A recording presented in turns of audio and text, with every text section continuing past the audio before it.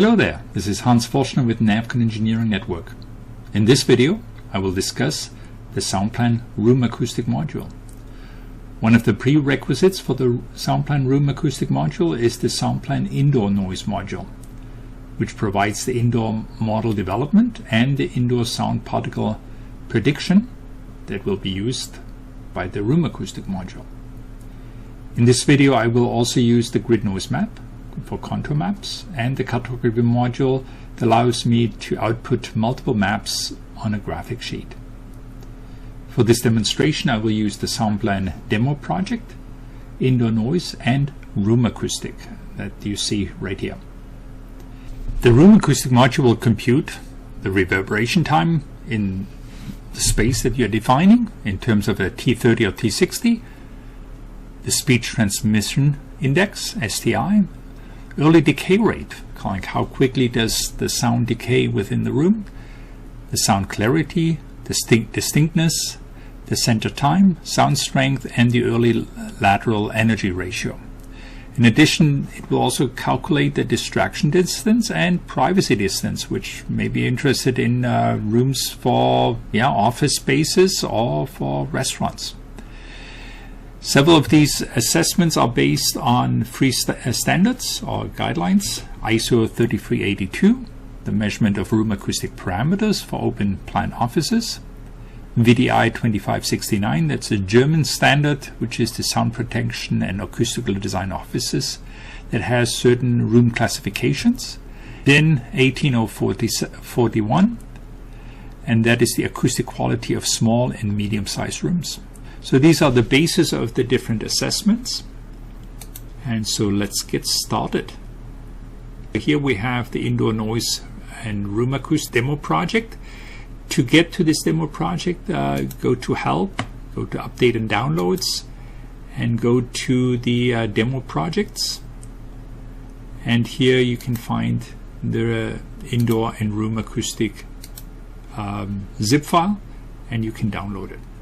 Now mind you, for some of these assessments you will need the room acoustic module. If you need it, please contact SoundPLAN or contact me at NavCon, and we can provide you with a trial license. So let's open up the geodatabase, and within the geodatabase we have multiple situations. So this is a kind of like a project with multiple applications for interior calculations. And in here I have a situation called Open Plan Office. This is the one that I will open up.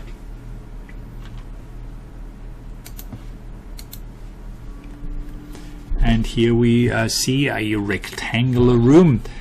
I also added a bitmap to that, just here for general purposes. So this is a like open office arrangement with a total of somewhere around 35 desks, and that's my guess.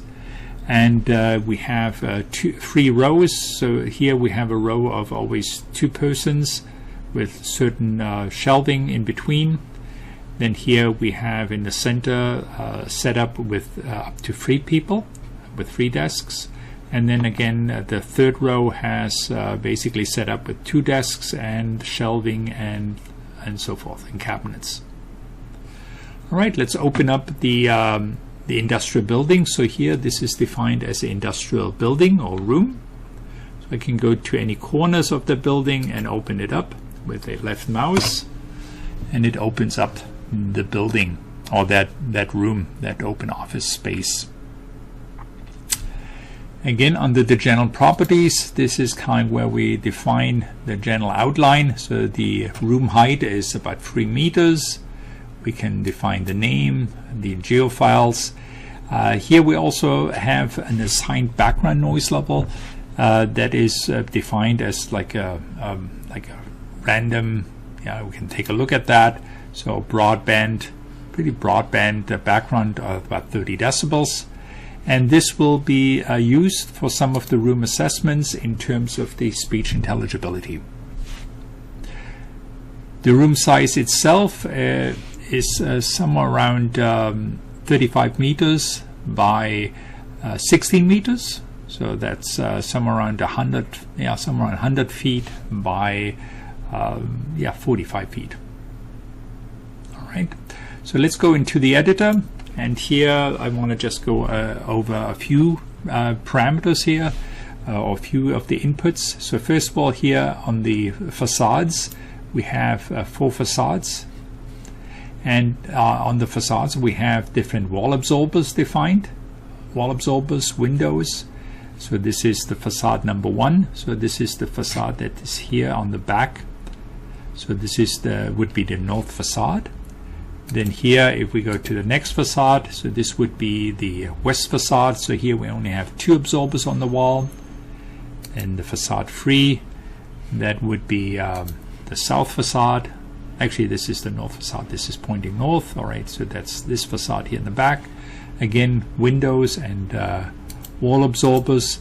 And then the facade 4 is, again, this would be the east wall. So we have some doors and also some windows and wall absorbers.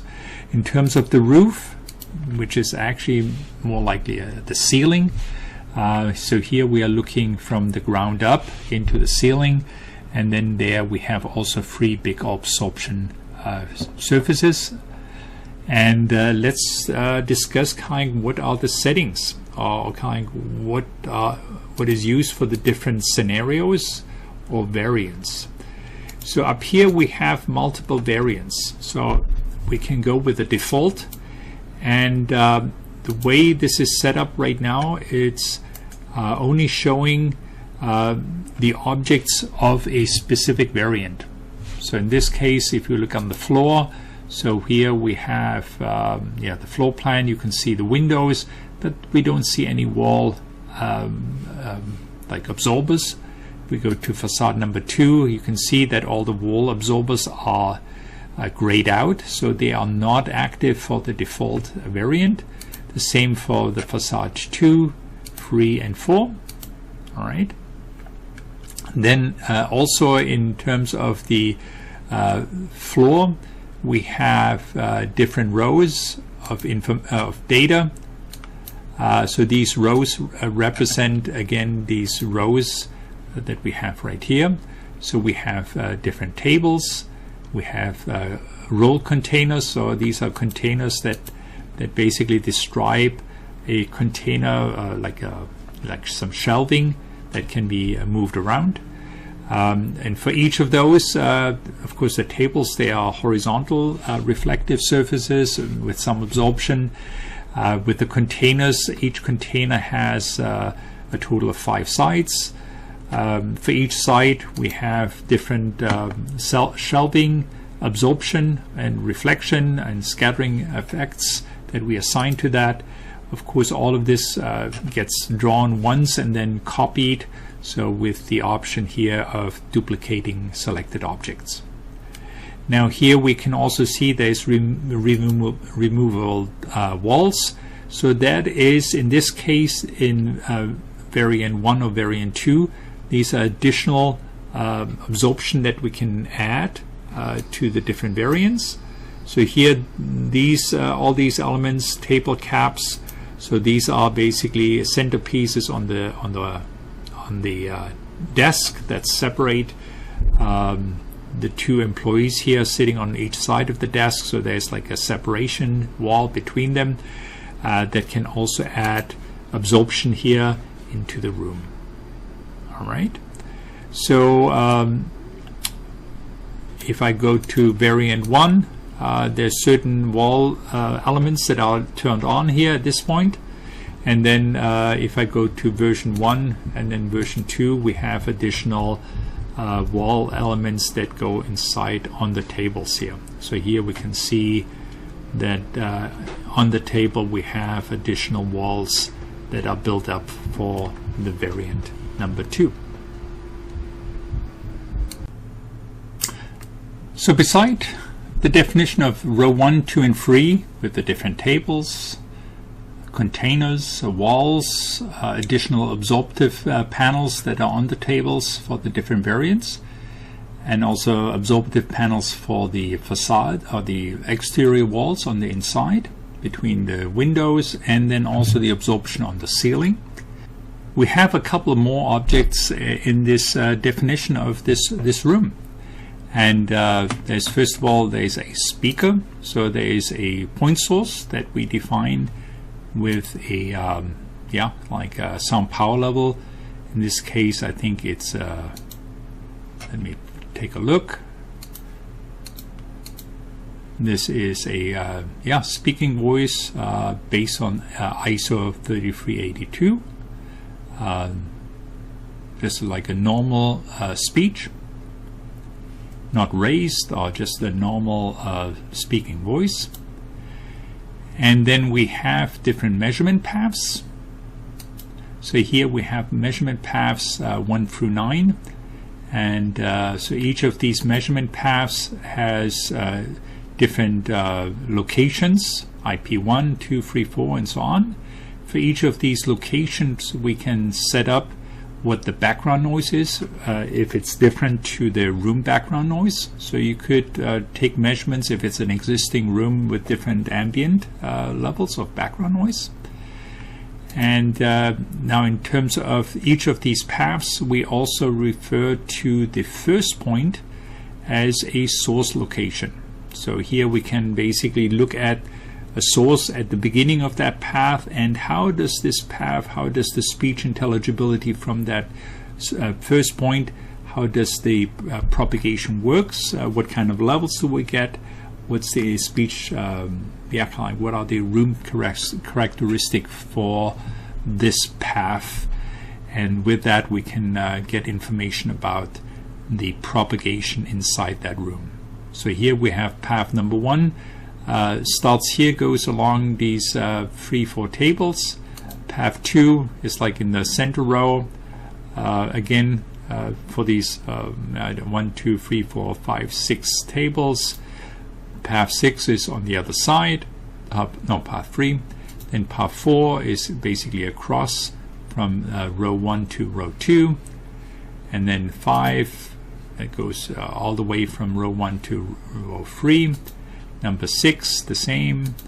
Number 7 is only in the third row of tables, and the same for number 8. And number 9 is a very short path inside the second row. All right. And then maybe one last input is a calculation line for the cross-section map. So here is a cross-section map that is going along this second row, and it also goes through this one point source that we have. So this is just to visualize how does the sound propagate if you had someone speaking in there, how do the walls propagate or affect the propagation, the ceiling absorption, and so on and so on. All right, so this is basically all the setup. Again, here we can turn on and show each of these variants. So here we can variant 0, variant 1 with the additional absorption right here, and variant 2 is with the wall absorption, ceiling absorption, and the additional absorption here on the tables, right? Okay, so for each of these elements, you can turn things on and off. So if like here we have all the wall absorbers, and then here we can turn them on or turn them off for certain variants. So if we want to add those into the variant 0, you can just click on them, and now they are also added to variant 0. And now let me remove that again. All right, so let me close this, and let's discuss the calculation kernel. In the calculation kernel, we have the different calculations for indoor calculations. So let me filter and look at the calculation types. So here we have all the indoor grid maps. Here we have the indoor sound pressure simulation. So here we have all the open plan office calculation, and here we see variant 0, 1, and 2. And so let me open up one of these calculations, And here you can again see the general settings, which situation we are running. We are selecting which calculation base. In this case it's a single point, so it looks at all the receivers in this case. So it looks at all receivers for the default variant. So here we can select which variant we want to calculate. All right. And then under settings, of course, here we are using the sound particle model. We want A weighting, and then different tolerance settings in terms of like allowable variation, allowable room tolerance, and so on and so on. So I don't really want to go into the details of that. Assessment, maybe which assessment we want to activate. So depending on what assessments are activated, the program will store away additional information and process the sound particles for the different assessments in terms of reverberation time, speech transmission index, the clarity, the center time, and so on and so on. All right, so let me go to, for example, the cross-section map. Same thing. So here we have the cross-section map, and then here we have the grid noise map, and then here we can, for example, here under the grid noise map, there we could, under the assessment, we have again different assessment check marks, and then with that we allow for the different assessment inside of the run kernel. All right, so let's let me just jump to the result tables. And here in the result tables, I'd like to look at, for example, the variant number 2. This is result number 171. And here we can just kind of look at some of the results that we have here. So of course, first of all, we have all of these locations that were calculated based on just the source that we have here. So we are getting the sound pressure level from the source to all the different receptors that we have on the different paths. We see a sigma value that shows us the variability. We see the T30, the reverberation time based on that for every location. The sigma, the STI index, if it allows us to calculate the STI, so we get values of 0.4 to 0.7. Of course, if you are very close to the source, then you get very high STI index. Ideally is 1, of course, if you would be right in front of the speaker. So here we have another one which is actually even closer to the source. It's a 0.8, so that's relatively good in terms of the speech intelligibility. Other locations, it's definitely dropping off. Now here under details and graphics, you can get more information, and some of the information could be, for example, the echogram. So we can see for every single location what is the echogram, so what's the sound decay from the source to that receiver, we see that for all sources. In this case, it's only one source. We can select the speaker, for example. In this case, it's only one. And then we can also say we also just want to see, for example, just the 500 Hertz, or we can see 125 Hertz, or we can look at 4 kilohertz. Of course, the higher you go in frequency, there's more absorption. The decay rate is faster. So that explains that. So we have room descriptors. So here in this case, the T30. Then we have background noise, different diagrams. And let's see if there's anything else here. Average reverberation time inside that entire room. We have here a summary of all the different surfaces that we have in the room, how much absorption they add into the room. And then up here we again have a total idea of what is the Sabine number, so about 0.6. Of course, that varies within the room depending on the location and what are the absorptive surfaces around it. All right, so let me close this. So this is just a quick overview on that. let me open up one of the let's see, measurement paths here. So the measurement paths gives us some other information here. And so here we have the different measurement paths. So here we have path number 1, and we see the location that we have at the bottom. We see the T60 and yeah, the sigmas for that. And then here we can go and look at the spectrum for each of these locations. We can look at the background noise. In this case, of course, we defined it for the entire room. The different reverberation times. It's not varying a whole lot. And different diagrams. So what's the decay rate from the source along this measurement path of 1 to about 6 points. So here we can take a look at the different decay rates that we have inside the room. And then and then here we can also take a look at reverberation time. So what's the reverberation time inside that room relative? So here we have the values for different limits for different rooms. There is an upper, middle, and lower limit.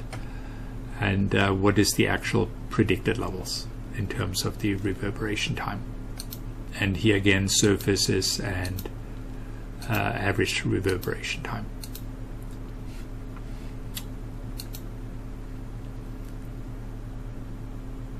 Okay, so let's take a look at some of the graphic presentation for the room acoustic parameters. So let me open up the graphics, and in here I want to just open up maybe the first one is the open plan office, and here we can just show for this one source that we have here the different contours within the room. So here, if you have this one source here for version the variant 0 up here, then if you compare that to variant 1, where we have absorptive walls and basically all 4 walls get absorptive treatment, right? So you can see that the contours definitely shrink towards the source. And then below that is the third or the second variant, or the third calculation, with absorbers on the surfaces or the walls and additional screens that are on the tables. And then of course that reduces the propagation right around this source. So we have some walls here, and then we have also walls on the table. And of course that really significantly reduces how the sound propagates inside that room for this particular source or speaker.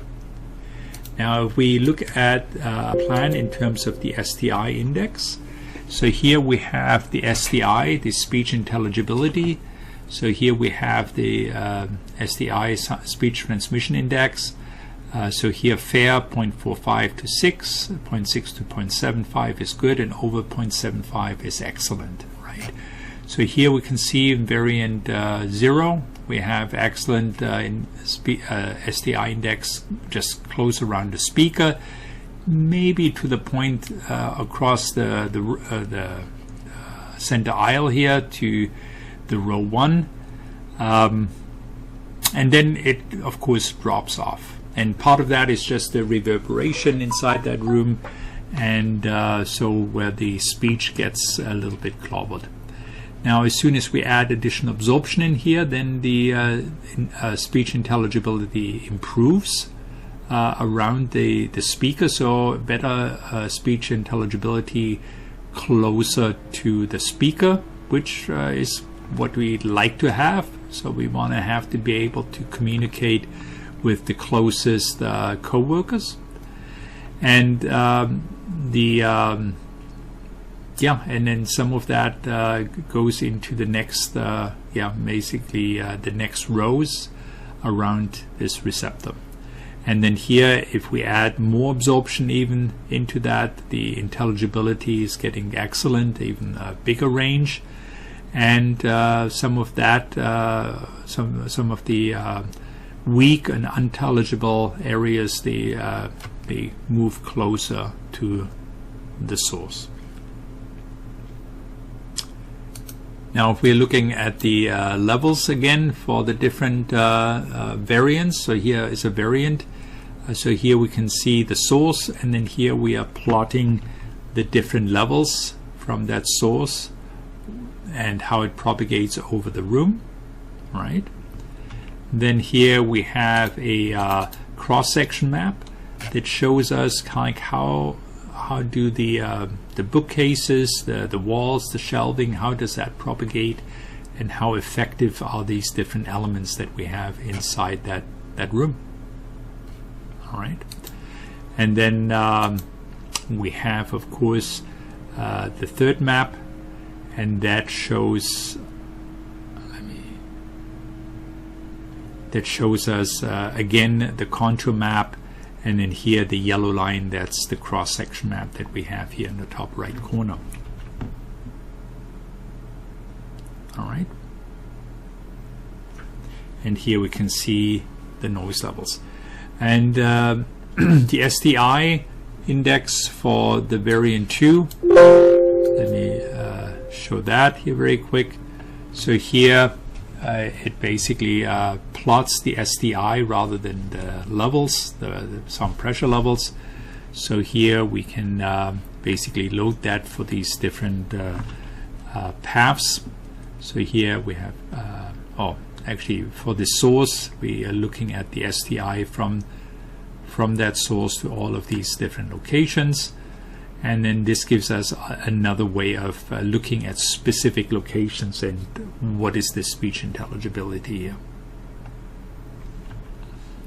And then down here again the SDI in terms of a contour map, how that reflects that. All right, that concludes this demonstration on the Room Acoustic Module. Stay safe and have a great day. Thank you.